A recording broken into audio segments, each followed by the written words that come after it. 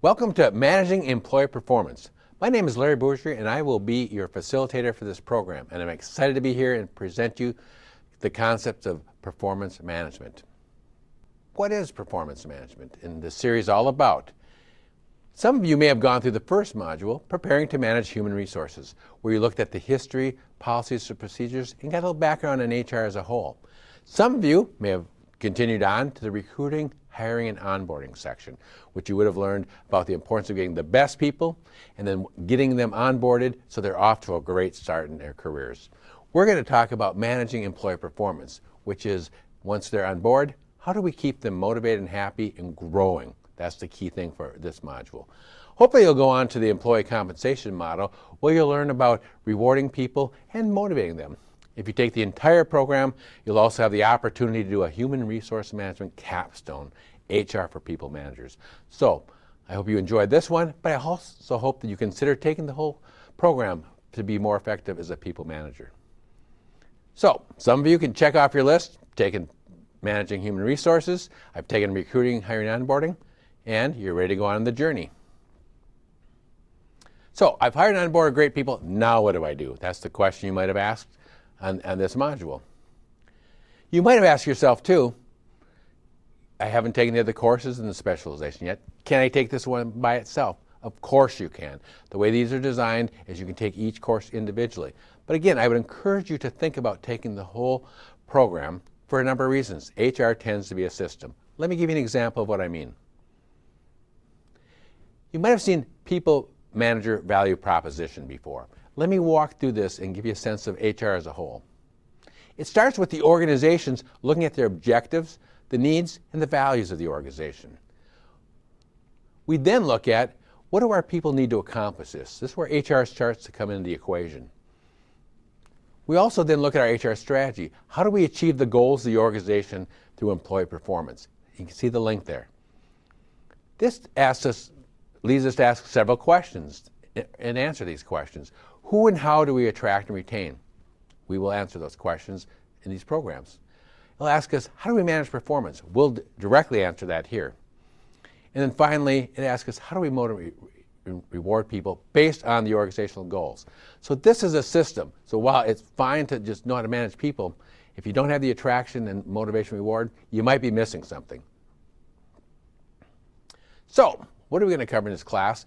Throughout the program, we will often have a slide like this that shows you what you can expect in class. So after this intro video, you should be able to, one, understand the topic and goals of this course, as well as the place of this course in the Human Resources for People Managers Coursera specialization.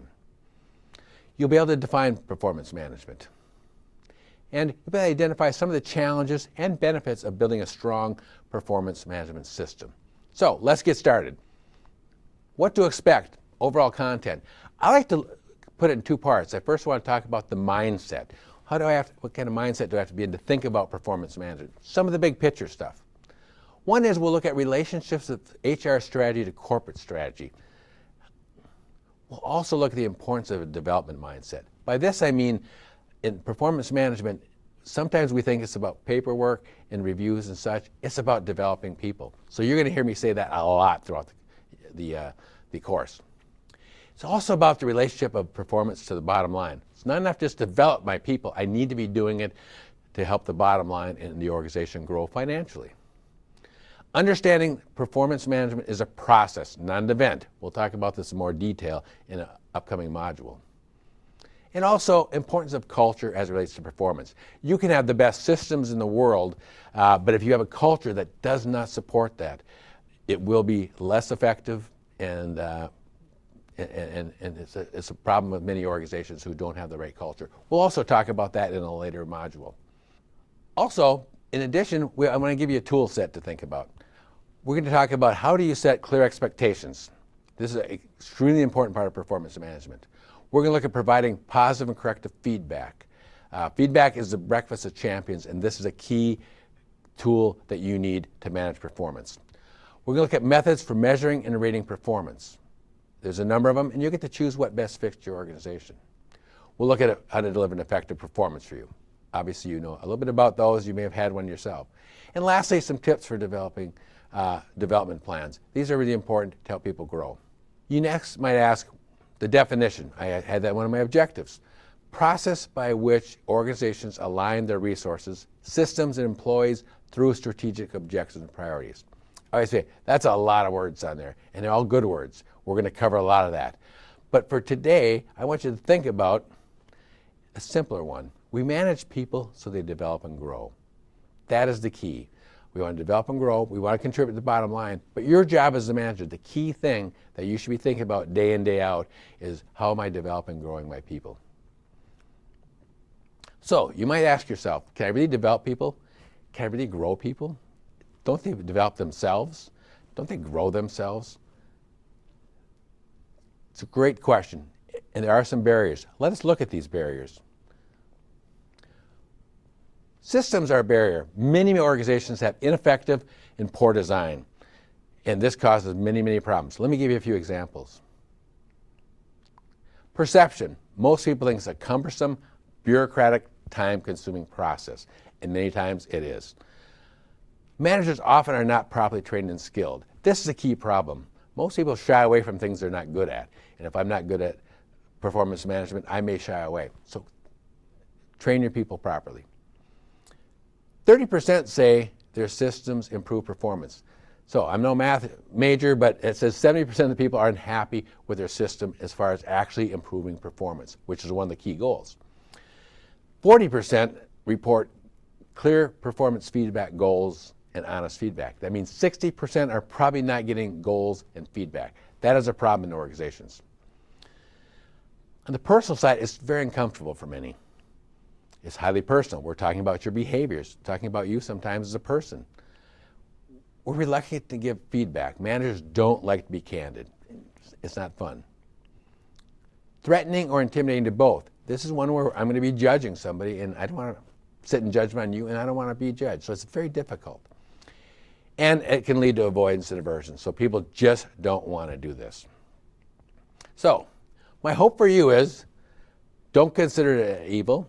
And I want you to be such a good people manager at the end of this and manage performance that your people will not think it's evil, and they will want to spend more time in the feedback process because they're getting a benefit out of it.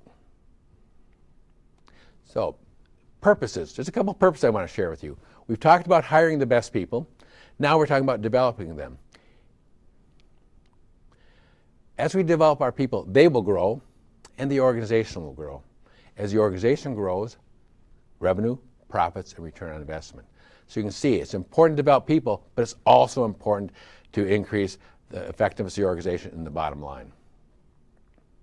I want to say a word about rewards. This class is not about rewarding, it's about developing. However, rewards are part of the overall employee process, and you'll learn more about that, rewards and motivation, in the 4th module. So another thing I want you to think about, ongoing process. You want to identify, measure, assess your people, and continually develop them around and around and around. And you want to develop their talents, skills, and performance. That is a crucial part of what we will talk about in this course. So I've convinced him, he's in, he's going to the class. I've convinced her, she's going too. I was so persuasive, he's taking all of his friends. So my question for you, are you in? Do you want to go on this performance management journey? I hope you are, and I hope you'll join me as we do the next sessions and continue throughout the course. And I look forward to seeing everybody then.